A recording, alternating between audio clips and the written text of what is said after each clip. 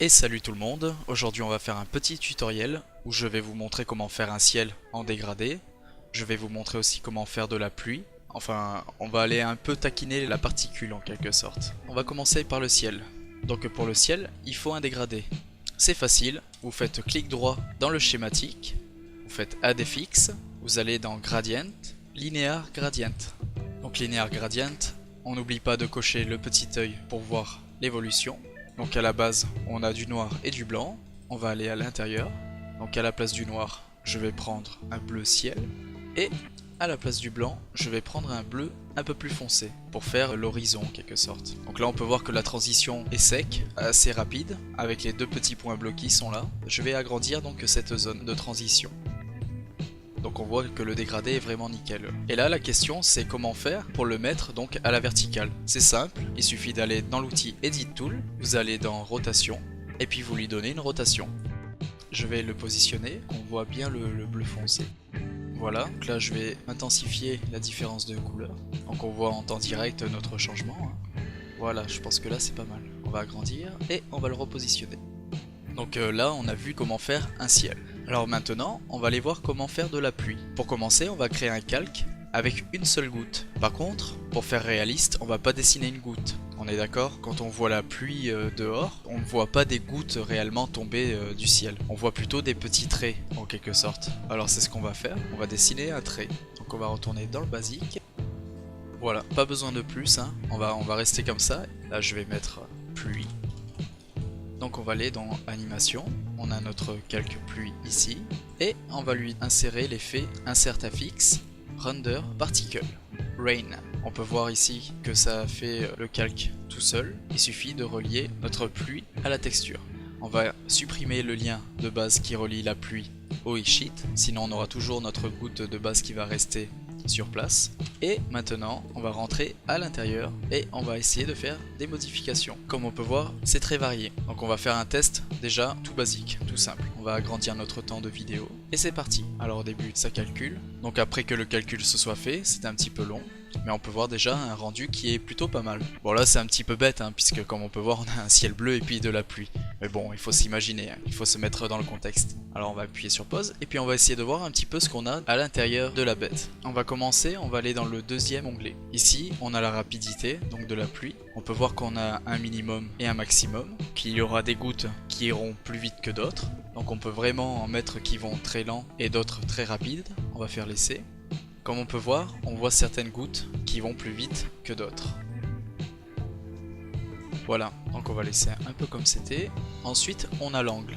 Donc l'angle, si on veut que ça tombe tout droit, il faut mettre 0 au 2. Si bien sûr on laisse 0 d'un côté, qu'on laisse un angle de l'autre, on aura des gouttes qui tomberont droites et des gouttes qui tomberont de travers. Ici on peut voir que ça tombe donc tout droit. Donc voilà, la vitesse, l'angle. Ensuite on a la taille, donc la taille on peut voir qu'on a des gouttes plus ou moins grandes, ce qui est très intéressant, ça permet de montrer qu'il y a un peu de profondeur, et donc on peut augmenter, mettre par exemple des gouttes plus petites, et au contraire des gouttes plus grandes. Si on exagère la chose, on peut voir qu'il y a vraiment des gouttes très près. Donc trouver le juste milieu, comme ça par exemple. Là ici dans animation, il y a quelque chose d'intéressant, c'est l'opacité. Comme on peut voir là les gouttes sont vraiment noires. 100 c'est un petit peu trop puisque ça fait pas vraiment réaliste de voir un trait sans aucune transparence en fait. Donc si on baisse on peut voir qu'on va réduire l'opacité de nos gouttes. On va par exemple le mettre vers 40 et là on peut voir donc que l'opacité est plutôt pas mal. Donc il faut retourner dans source pour pouvoir augmenter le débit de gouttes. C'est vrai que je vous en ai pas parlé. Et si on a la starting frame, donc moins 10, donc en fait l'animation de la pluie va se passer avant la première frame. Donc ça sera à moins 10. C'est pour avoir un mouvement fluide dès le début. Pas que ça parte d'un coup, que tous les gouttes sont comme ça, et puis que d'un coup ça tombe en même temps. Donc là ça il faut le laisser comme ça, moins 10. Et puis ici on a burst rate. Si on l'augmente, par exemple on va mettre 100, on peut voir qu'on va augmenter le nombre de gouttes qu'on a. On va mettre à 500, voilà, on va monter donc notre débit de pluie. Voilà pour la pluie. Maintenant, on va voir pour créer de l'herbe. Donc moi ici, j'ai dessiné sur tablette en fait, j'ai pris 3 couleurs différentes comme on peut le voir. J'ai fait un peu des traits au hasard, mais il y a une façon aussi de créer de l'herbe un peu plus facilement que ça. On va par exemple prendre ça et on va le mettre dans un autre calque. À vous de dessiner un brin d'herbe n'importe comment. Moi je vais juste reprendre ce petit brin et le mettre dans un autre calque.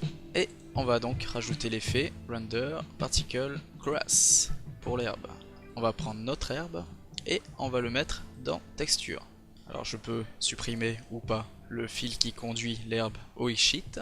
Et là on peut voir donc qu'on a multiplié notre brin d'herbe un peu trop. Donc là on va aller voir comment faire pour modifier tout ça. Alors déjà ici comme d'habitude on a la quantité. Par exemple si je mets 100, il y en a beaucoup moins. On peut voir qu'on a un cadre qui est apparu. Ce cadre, si je le modifie, si je l'agrandis par exemple, ça va agrandir la zone. Donc là on peut voir qu'il y en a même dans le ciel, pas intéressant. Donc on va le déplacer. Et on peut voir donc qu'avec qu'un seul brin d'herbe, j'ai pu le recopier et en faire beaucoup plus. Et maintenant on va aller voir un petit peu tout ce qu'il y a à l'intérieur. Donc voilà, ici on peut régler la taille, donc des plus petites et des plus grandes. Sachant que 100 c'est la taille de base de notre calque, donc de nos brins d'herbe.